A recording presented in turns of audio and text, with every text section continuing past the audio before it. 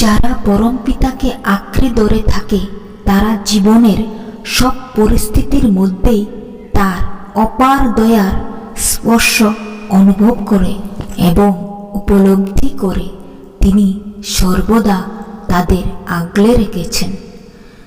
পরম প্রেমময় শ্রী শ্রী ঠাকুর অনুকূলচন্দ্র। পরম পিতাকে যারা আঁকড়ে ধরে থাকে সে জীবনের যেমন পরিস্থিতির মধ্যেই হোক তার অপার দয়ার আশীর্বাদ কৃপা সে অনুভব করতে পারে, উপলব্ধি করতে পারে যে তিনি সর্বদা আগলে রেখেছেন, দেখে রাখছেন, তিনি ধরে রেখেছেন। কোনো কিছুই তাকে কিছু করতে পারবে না যদি পরমপিতাকে যে আঁকড়ে ধরে থাকে, ইষ্টকে যে ধরে থাকে। ইষ্টকে তিনি ঠাকুর আমাদেরকে ইষ্ট কাজ দিয়েছেন, যজন যাজন ইষ্টবৃত্তি।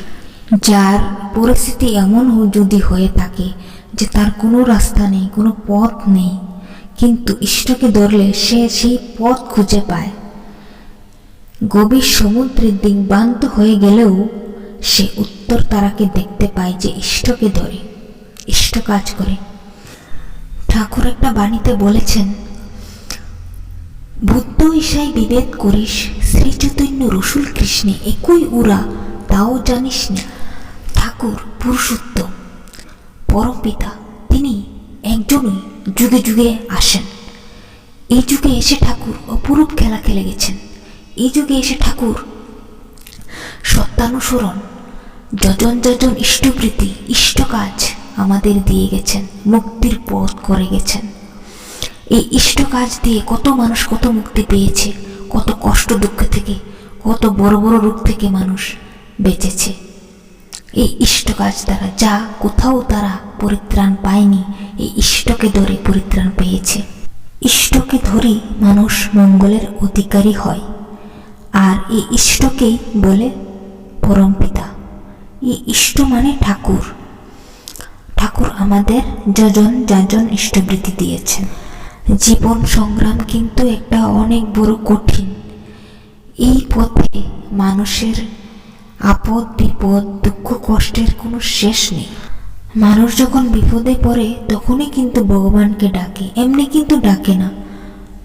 হ্যাঁ, এটা না যে কারোর দোষ দেখা, কথা হলো এটা যে ভগবানকে যে নিঃস্বার্থভাবে তাকে ভালোবাসে তার কাছে কিছুই কম থাকে না।